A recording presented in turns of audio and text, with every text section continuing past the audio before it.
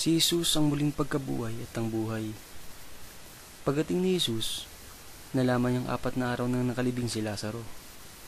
May 3 kilometro ang layo ng Jerusalem sa Betania, at marami sa mga Hudyo ang dumalaw kina Marta at Maria upang sila'y aliwin.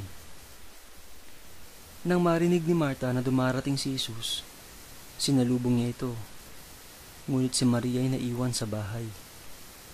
Sinabi ni Marta, "Panginoon, kung kayo po'y narito, hindi sana namatay ang aking kapatid.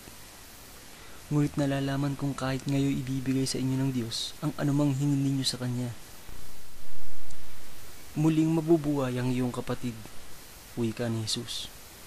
Sumagot si Marta, "Nalalaman ko pong siya'y mabubuhay uli sa huling araw, sa muling pagkabuhay."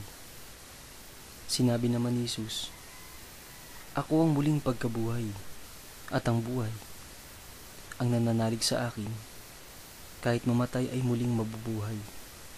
At sino mang mabubuhay at nananalig sa akin, ay hindi mamamatay kailanman."